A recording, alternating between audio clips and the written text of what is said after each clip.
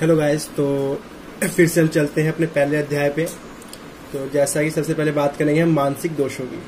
तो हमने शारीरिक दोष की बात की थी जो शरीर को दूषित करते हैं, वो कौन कौन से थे? वात, पित्त और कफ। यहाँ बात करेंगे हम मानसिक दोषों पे, यानी जो मन को दूषित करते हैं। तो वो है रजस्त मनसो द्वौ च दोषा उदाहतौ। रज और तम जो है वो दो मन के दोष हैं, इसलिए उनको मानसिक दोष कहा जाता है। क्लियर? अब बात करते हैं परीक्षा। परीक्षा यानी एग्जामिनेशन। तो रोगी की सबसे पहले बात करेंगे रोगी की परीक्षा, यानी जो पेशेंट होता है उनकी परीक्षा कैसे की, उनका एग्जामिनेशन। तो आयुर्वेद में 3 चीजें बताई गई हैं, 3 तरीके से उनका एग्जामिनेशन करते हैं, 3 स्टेप फॉलो करने पड़ते हैं। दर्शन, स्पर्शन, प्रश्न ही परीक्षेत च रोगिनम। तो दर्शन, स्पर्शन और प्रश्न, ये 3 चीजें हैं जिनसे रोगी की परीक्षा की जाती है। सबसे पहले दर्शन का मतलब रोगी को देख के, यानी उसकी फिजिकल स्टेटस क्या है, ठीक है, उसका बॉडी का स्ट्रक्चर कैसा है। स्पर्शन, उसको छूकर उसका टेम्परेचर का पता लगाना तथा रुक्षता या स्निग्धता उसके शरीर का, ऑयलीनेस वगैरह पता करना। प्रश्न करके, यानी रोग संबंधी जो भी हम प्रश्न पूछ सकते हैं वो सब कुछ जो है वो प्रश्न में आता है। तो दर्शन, स्पर्शन, प्रश्न ही परीक्षेत च रोगिनम। अब बात कर लेते हैं रोग की परीक्षा। अभी बात की हमने रोगी की परीक्षा कैसे करेंगे, मतलब जो पेशेंट आया आपके पास उसकी परीक्षा कैसे करेंगे। अब है एग्जामिनेशन ऑफ द डिजीज, यानी रोग की परीक्षा कैसे करेंगे। तो ये है कि रोगम निदान प्रागरूप लक्षण उपसय आपति भी। 5 चीजें हैं, निदान, प्रागरूप, लक्षण, उपसय और आपति। निदान मतलब कॉजेस, एटियोलॉजिकल फैक्टर, कि किस कारण की वजह से जो ये रोग है वो उत्पन्न हुआ है, उसको निदान बोला जाता है। फिर है प्रागरूप यानी पूर्व रूप, तो किसी भी डिजीज से पहले उत्पन्न होने वाले सिम्टम्स जो हैं उनको पूर्व रूप कहा जाता है। लक्षण, लक्षण का मतलब स्पेसिफिक साइंस एंड सिम्टम्स, जो एक कोई भी डिजीज, अब कई सिम्टम्स होते हैं जो कॉमन होते हैं कई डिजीज में, और कुछ ऐसे होते हैं जो स्पेशल उसी रोग के लिए होते हैं, तो वो है स्पेसिफिक साइंस एंड सिम्टम्स। उपसय यानी अगर अब पता लग गया कि वो कोई बीमारी है तो उसका डायग्नोस्टिक टेस्ट कराने को उपसय बोला जाता है। संप्राप्ति पैथोजेनेसिस को बोलते हैं। पैथोजेनेसिस यानी उसको औषध वगैरह देकर उसकी चिकित्सा करेंगे, या वो किस स्टेज पे है बीमारी उसका पता करना संप्राप्ति कहलाती है। क्लियर? अगर एग्जाम्पल के पॉइंट ऑफ व्यू से देखें तो मान लो किसी को फीवर हो रखा है और वो रोगी सबसे पहले आया, तो सबसे पहले आप क्या करोगे? रोगी की परीक्षा करोगे। तो रोगी को देखोगे कि वो वीकनेस है उसके अंदर क्या है। स्पर्शन करोगे कि उसका तापमान बढ़ा हुआ है, रुक्षता है शरीर में या स्निग्धता है, पित्त ज्वर है, क्या है। प्रश्न करोगे कब से बुखार है, कितने दिनों से है, कहाँ पे रहते हैं। मान लीजिए अगर वो बताएंगे कि हम ऐसी जगह पे रहते हैं जहाँ पे हाइजीन प्रॉपर्ली मेंटेन नहीं हो पा रही है, ठीक है, तो आप उससे अंदाजा लगा सकते हो कि ऐसी डिजीज होंगी जो या तो hygiene bad habits of food की वजह से हो सकता है, या फिर वो ऐसी डिजीज होगी जो, या फिर अगर मान लो ऐसी जगह पे रहते हैं जहाँ मॉस्किटोज वगैरह ज्यादा है तो मॉस्किटो काटने से हो सकता है, ठीक है। उसके बाद आप क्या करोगे जब पता है तो निदान, तो कॉजेस पता लग गए आपको कि ऐसी जगह पे रहते हैं, या तो खाना गलत कम मिलता है, गरीब परिवार का होगा तो क्या होगा, खाना न्यूट्रिशन सही नहीं मिलता होगा, और अगर किसी झुग्गी झोपड़ी का व्यक्ति होगा या फिर ऐसे इलाके में रहता होगा जहाँ पे मॉस्किटो के चांसेस ज्यादा हो। तो पूर्व रूप यानी मान लो उसको बुखार है, तो बुखार कभी फीवर जो होता है एक डिजीज के पहले का सिम्टम होता है। क्लियर? लक्षण, मान लो लक्षण वो स्पेसिफिक साइन, तो मान लो जैसे अगर मान लो उसको बुखार है तो क्या कह सकते हो, या तो टाइफाइड होगा, मलेरिया होगा, डेंगू हो सकता है मे बी। बट अगर उसके साथ उसको ज्वाइंट पेन वगैरह भी हो रहा हो, तो ज्वाइंट पेन वगैरह है, इसका मतलब क्या है, डेंगू के लक्षण है, तो आप क्लियर हो। लेकिन अभी उसको कंफर्मेटरी टेस्ट के लिए क्या कहोगे कि उसको कहोगे कि जाके आप अपना टेस्ट कराओ, लेबोरेटरी टेस्ट कराओ, डायग्नोस्टिक टेस्ट जो करोगे उसको उपसय बोलेंगे। और फिर जब उसको पता लगेगा कौन से स्टेज पे है, आप औषध दोगे, उससे पता लग जाएगा कौन से स्टेज पे है, अभी ठीक हुआ, जीर्ण है या नव है, तो वो संप्राप्ति में रहती है। तो रोगी और रोग की परीक्षा क्लियर हुई। अब बात करते हैं देश भेद। देश का मतलब क्या होता है? देश इज मीन्स हैबिटेट, ठीक है। तो हैबिटेट जो है वो 2 प्रकार के होते हैं। भूमि देह प्रभेदेन देश माहो रिदुदा। भूमि और देह देश। भूमि देश वो जो लैंड से है, ठीक है। देह मतलब हमारा बॉडी, हमारे शरीर के साइनोनिम्स है देह, काय, तो देह। तो 2 तरह के हैबिटेट्स होते हैं, एक हमारे भूमि और एक देह। देह तो पता लग गया आपका शरीर। अब जो भूमि है वो कितने प्रकार के होते हैं? तो भूमि देश 3 प्रकार के होते हैं, जैसे बताया गया है हमारे अंदर अष्टांग हृदय में कि जांगल वात भूयिष्ठम अनुपम तू कफोलवनम साधारणम, सम्मल्लम, त्रिधा भूदेशम आदि से। यानी तीन है, जांगल देश, अनुपदेश और साधारण। जांगल का मतलब वहां पे वात प्रधान देश होता है। जांगल वात भूयिष्ठम अनुपम, यहाँ वात का प्रधान यानी हवाएं तेज चलेंगी, तो यानी वहाँ रुक्षता ज्यादा होगा, सूखापन ज्यादा होगा। एज एग्जाम्पल हम डेजर्ट एरिया ले सकते हैं। क्लियर, तो वो जांगल देश होते हैं।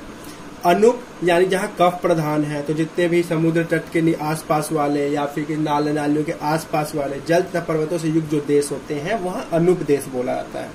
क्लियर। साधारण देश वो देश होते हैं जो साम्य दोष अवस्था है। तीनों दोष जो होते हैं वो साम्य अवस्था में रहते हैं। एग्जाम्पल यूपी, पंजाब, यहाँ जहाँ का टेम्परेचर जो है, हैबिटेट जो है नॉर्मल है, तो उसको साधारण देश बोलते हैं। तो भूमि देश कितने प्रकार के हो गए? 3। तो ये 3 नंबर का क्वेश्चन आता है देश के नाम से। तो सबसे पहले बताएंगे देश 3 प्रकार के, भूमि देश और भूमि देश फिर 3 प्रकार के, जांगल, अनुप और साधारण। अब बात करेंगे काल। काल यानी टाइम, समय, अवस्था। ठीक है, तो वो 2 प्रकार के बता रखे हैं। सनाधिर व्याध्य अवस्था च कालो भेष जयोगकृत। तो 2 प्रकार के काल है, सनाधि काल और व्याधि काल। क्षण आदि, इसमें देखिए क्षण जमा आदि है। क्षण यानी कोई एक समय, एक अवस्था, लिटल, तो यानी प्रातः काल, साय काल, दिन को तोड़ दिया। ठीक है, तो वो है क्षण के रूप में, या फिर आप ऐसे ऋतु के हिसाब से भी बोल सकते हो। तो वो सब क्षणादि काल हो जाते हैं। व्याधि काल होते हैं जो व्याधि से टर्म में होते हैं, जैसे रोग की अवस्था, जैसे कोई रोग है वो आमावस्था में है या फिर जीर्ण अवस्था में है, तो ये जो है व्याधि काल। तो अगर डिजीज से रिलेटेड करें उसके रिस्पॉन्स में तो व्याधि काल, वैसे टाइम के अकॉर्डिंग करें तो शनादि काल। क्लियर। शनादि के अब काल हो गया। काल के बाद अब बात करेंगे द्रव्य। द्रव्य के भेद। तो द्रव्य जैसा आपने पढ़ा होगा पदार्थ विज्ञान में भी, तो द्रव्य के भेद में इसमें जो भेद बता रखे हैं वो उसके प्रयोज अंक के रूप में बताए गए हैं। ठीक है, या फिर उसका जो कॉज होता है द्रव्य लेने से। तो 3 प्रकार के होते हैं। एक समनम, कोपनम, स्वस्थितम, द्रव्यमिति त्रिधा। तो जो द्रव्य लेंगे या तो वो समन होगा या कोपन करेगा या स्वस्थित होगा। समन यानी जो दोष हमारे शरीर के अंदर है, वात आदि दोष, अगर कुपित हो गए तो उनको शरीर से बाहर निकाल देना। ठीक है, बाहर निकालना नहीं, शांत करना, उनको समन कहलाता है। कोई भी हम द्रव्य लेते हैं, द्रव्य में 6 षड्रस होते हैं। वो षड्रस क्या करते हैं? किसी दोष को बढ़ाते हैं, किसी को कम करते हैं। तो या तो जो द्रव्य लेंगे वो किसी दोष को बढ़ाएंगे, अगर बढ़ाएंगे तो उसको कोपन कहेंगे, या तो वो उसको कम कर देंगे। जब समन शांत करेंगे तो समन बोलेंगे और कुपित करेंगे तो कोपन बोलेंगे। और जब वो द्रव्य हमारे शरीर को स्वस्थ रखेंगे, ना दोष को बढ़ाएंगे ना शांत करेंगे, स्वस्थ रखेंगे, मेंटेन रखेंगे, तो उसको स्वस्थित बोलेंगे। तो द्रव्य 3 प्रकार के हो सकते हैं, या तो समन या कोपन या फिर स्वस्थित। अब बात कर लेते हैं औषध की। तो औषध जो है, ठीक है, जो दवाइयां हैं वो 2 प्रकार की हैं। तो औषध शोधनम, समनम चेती, समासद औषधम द्विधा। तो औषध 2 प्रकार का, शोधन और समन। शोधन मतलब दोषों को शरीर से बाहर निकाल देना, वो शोधन होता है। और दोषों को शरीर के अंदर ही शांत करना, जो दोष हमारे शरीर के अंदर कुपित हो गए हैं उनको शरीर के अंदर ही शांत कर देना जो होता है वो शमन कहलाता है। तो द्रव्य 3 प्रकार के हैं, मतलब जो आहार लेते हैं नॉर्मली, लेकिन जब डिजीज हो गई जो औषध देते हैं वो 2 प्रकार के, या तो उस दोष को शरीर के अंदर शांत करेंगे या तो शरीर के बाहर निकाल देंगे। तो शोधनक होंगे या फिर समन होंगे। अब बात करते हैं मानसिक दोषों की चिकित्सा। मैंने शारीरिक दोषों की चिकित्सा बता चुका हूँ, जिसमें बस्ती, विवेको, वमनन तथा वाला जो श्लोक था, वात के साथ ही प्रकार जो दोष पढ़ाए हैं मैंने वो तो टेबुलर फॉर्म उसमें करा दिया है। तो आज हम बात करेंगे मानसिक दोषों की चिकित्सा कैसे करेंगे। तो मानसिक दोष जैसा कि आपको पता है रज और तम, तो जब इनकी वृद्धि हो जाए, इनसे कोई दोष हो तो इनकी चिकित्सा करेंगे। धी, धैर्य, आत्म आदि विज्ञानम, मनो 2 औषधम परम। यानी मानसिक दोषों के जो 3 परम औषध हैं वो है धी, धैर्य और आत्म आदि विज्ञान। धी मतलब आपकी बुद्धि, धैर्य मतलब पेशेंस कितना रखते हो आप, आत्म आदि विज्ञान यानी क्या सही है क्या गलत है, कौन अपना है कौन पराया है, इन सब का ज्ञान कराना, ये है आत्म आदि ज्ञान। मतलब हमारे शरीर के लिए क्या सही है क्या नहीं है, इन सब का ज्ञान रहना।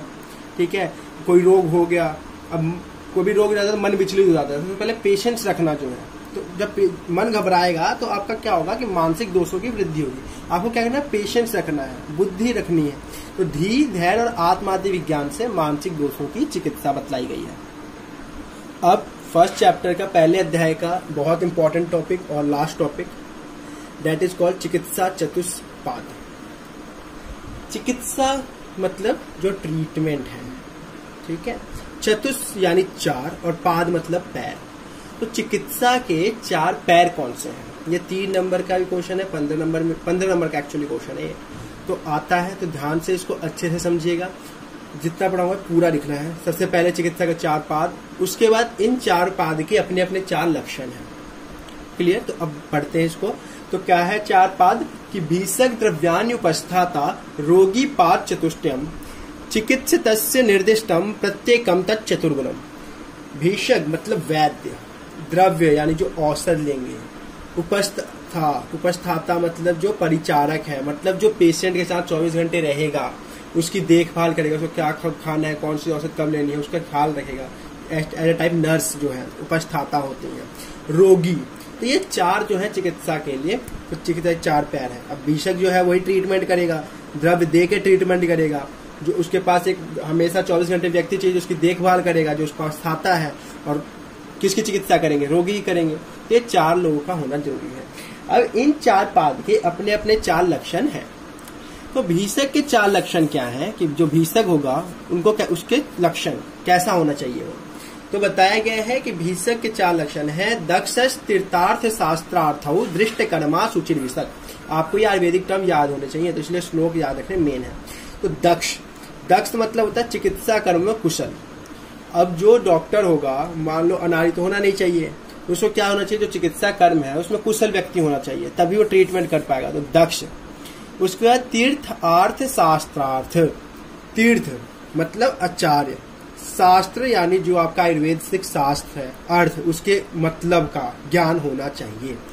तो तीर्थार्थ शास्त्रार्थ होना चाहिए, मतलब आचार्यों से शास्त्र के अर्थ का ग्रहण किया होना चाहिए।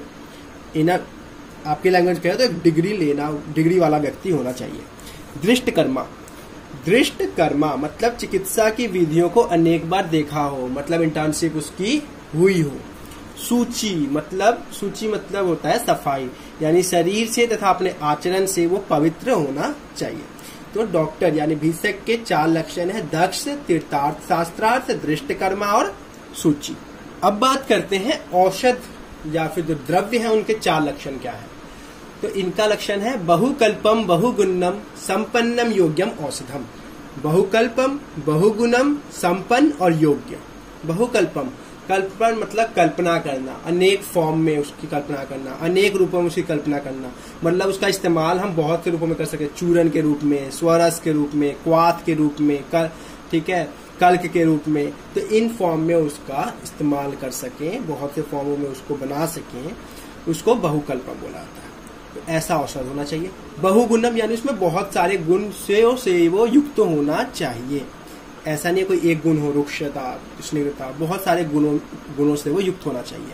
संपन्न यानी अपने गुणों की संपत्ति से युक्त होना चाहिए।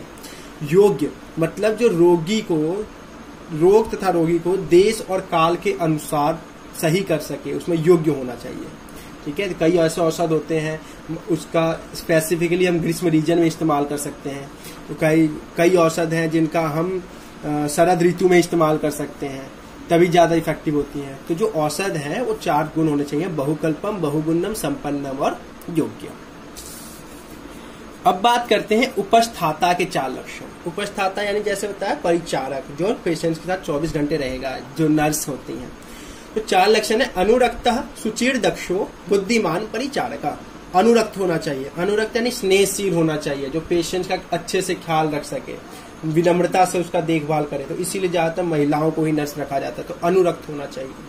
सूची, साफ सफाई वाला होना चाहिए।